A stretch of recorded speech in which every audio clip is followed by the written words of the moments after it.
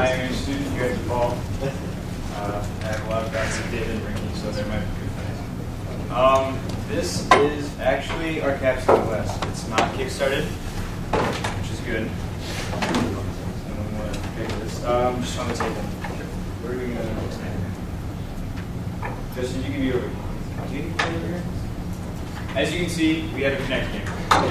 This is for fun. This is an experiment. This is not necessarily anything that is going to be releasable because of Microsoft. They are very specific about their Connect usage. I mean, we could always use that table and just put the player here. That's true. Would you mind doing that, Kev? No. Oh, yeah. Can I say that? Up here. That's fine. Okay. Thank you.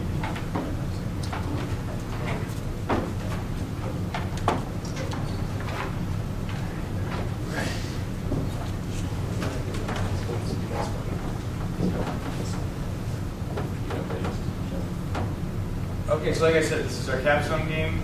This has been about a quarter and a half worth of production. You guys ever played those flash games on Newgrounds where you move your mouse around, you can pick up guys and throw them into the sky and crush them down? Like Defend Your Castle? Yes, I love those games. I thought those games were a lot of fun. And coming into capstone, our teacher said, okay, so what you guys need at the end of this is a minute of really fun gameplay. So it's me, Justin, and another one of our friends, Brian. So we have this small team, and we thought that this idea seemed really cool. We could translate this as something very physical. There's a lot of Connect games out. Not all of them are necessarily a lot of fun. Some of them are, some of them aren't. Star Wars Connect. Star Wars Connect. So we wanted to get a game out there that would really just let a player kind of do what they wanted with the Connect, which is pretty much, at least in my mind, destroy things. So, oh wait.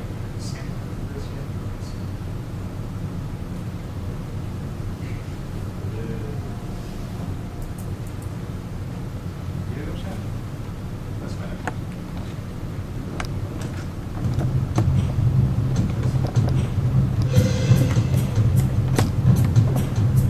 It's a little bit of a slow start, but we wanted to show up there.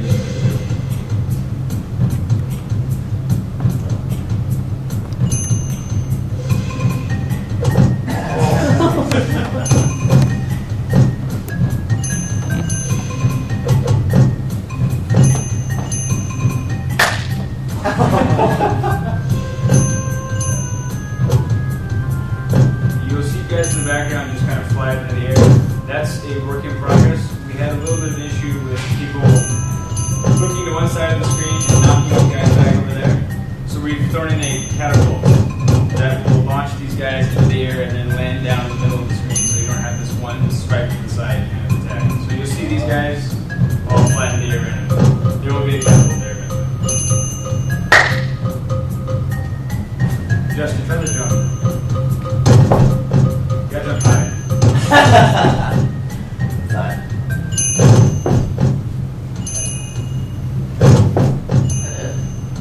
You gotta jump really high. I think I might have.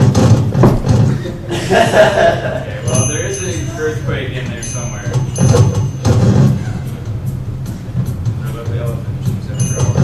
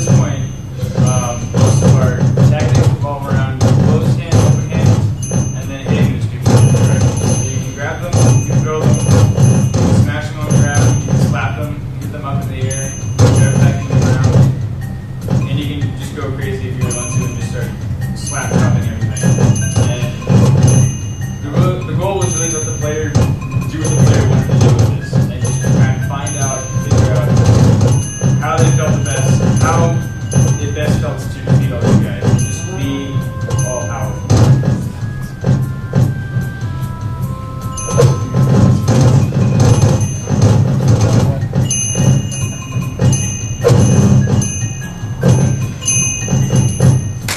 Are you guys just hand tracking or is it full set? Well, the funny story is that I developed David actually. We developed our own version of kind of Kinect skeletal tracking because the skeletal tracking for the Kinect is not super accurate. It will lose things. If anything's occluded in your body, it will lose it. This is a combination of the system that David and I had, which is based on a depth image, and Kinect skeletal tracking. So I'm doing the algorithm that decides whether or not your hands are open or closed, and Kinect is just providing me with the location of the actual hand in 3D space, which, for the most part, in this game, is pretty accurate. Every once in a while, it will handle jitter, it will move, Kinect will be confused and think that something is something else. Is it possible to not turn this around before on the Z-axis? Actually, it's not. That was one of our things that we were, one of our design points that we were trying to go for earlier on. But the Z-axis it's a little bit finicky with the Kinect. The farther away you are from the Kinect, it gives you different readouts on your momentum going forward and coming back. So we tried that, and it didn't quite work well enough. And our professor told us that we should probably stick with 4 bases what we really wanted. It ended up not being knocked into the background. It wasn't our first iteration of design, and I wish it could be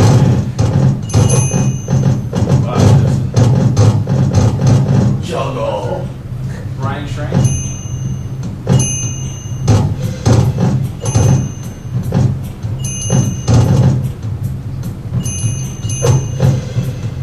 You guys have any plans to do anything with this when you're done with your class? I would like to keep it going. Again, Microsoft is very, very picky about what to let onto the Xbox with Kinect. You have to be a full-fledged developer if you want to get anywhere near that kind of actual support on Xbox Live. This is mostly just that's excellent. Congratulations, Justin. You actually lost terribly. It's a good workout. But I think so. Put fitness on the title somewhere. Yeah, it really will be. But that was our game. We do want to continue on with it afterwards. It's mostly a fun project. Again, this has probably got 0 marketability. It's not what we came in here for anyway. We just wanted to make a really awesome game for anyone with a PC and a Kinect. Are there any questions? Yes. Are you gonna like put it online or download? That's the plan, yes. We had some discussion about taking this and putting it to a handheld device, Android, iOS, Windows Phone, that kind of thing. Just because the gameplay kind of tracks over, again, not the Kinect, but you can have your thumbs on the screen, tossing guys up, smashing them around. That part is still fun. This game, when we are done, I do believe we're going to release online. Yes? Is there like any sort of varying levels or like sense of like progression? Because I've noticed like within the level he just kept smashing the enemies and acquiring some sort of coins. But like how do the levels like wrap themselves up? And then if there are more, does that mean more? The funny story is this game is currently about a giant cyclops within the prehistoric Neanderthal times defending his cave. The original story was you were the angel in front of the gates of Eden, and you fight different humans throughout history. So it'd start with cavemen, it would go to like Romans, and then like Nazis, something like that. So you have these different wave generations of like you're fighting off history to get through the gates of Eden. We had to scale back, unfortunately, for that. I would like to put that in the end. Currently, the level of the wave systems would just be increasing difficulty, increasing like caveman mounts. Again, our story now is that all these cavemen want you to really kick-ass cave, and they're going to take it from you by force, and you're just there to basically wreck as much as possible and have fun. Yeah. Are you gonna add like these special like items, like for example, like if you feel like you're being overwhelmed and you could do like this swipe mode, like true ninja stuff, so you could kill multiple enemies at the same time, like those kind of special moves. Yes, actually. I don't know why it didn't work for Justin. Was he for me? That could very well be it. But we do have a couple special moves that we've got set up. Unfortunately, you guys didn't see the earthquake. Where if you jump really high into the air, probably I said that too high. But if you jump really high into the air, when you land down, it's just this giant earthquake, and all the guys get launched up into the air, and then you're just kind of free to knock them about, juggle them about, however you want to up there. We have a couple other ones that we're trying to get in, namely a tornado. So if you kind of like move your hands in a big circular motion, you can push a tornado through. You can carry a bunch of guys up and start knocking them into the air. So we do have some special moves planned. It just hasn't made it in as of yet. No one else? What's the name of your game? It's Fists of Ooh. It's a working title. You haven't come up with a great name. We have a website, teamwereok.com. If you want to follow us. How do you spell that? Team WERE. Okay, hold on. I can find it on the internet. Okay. Maybe not.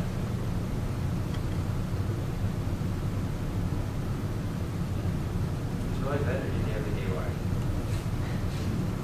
I get afraid when I do this because you never know what's on the internet.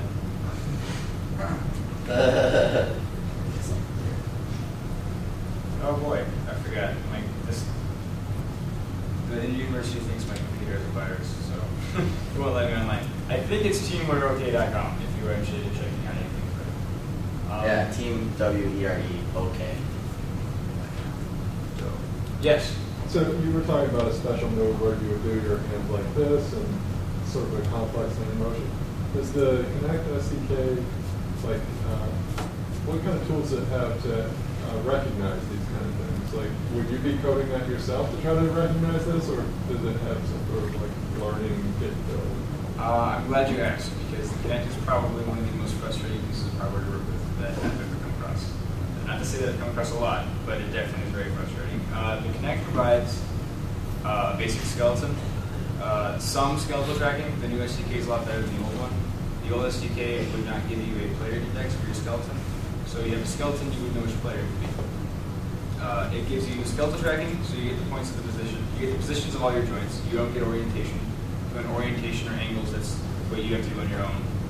You get a depth image, which is actually highly useful. It will give you a player index of which player this is and then how close they are to connect.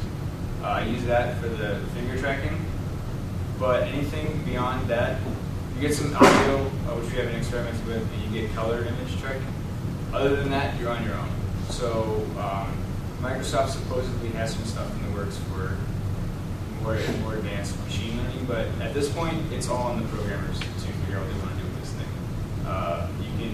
If you're doing gestures, it's up to you to figure out what this is supposed to be, how it's supposed to look like, and then what are the parameters for it. It's been fun. Thank you.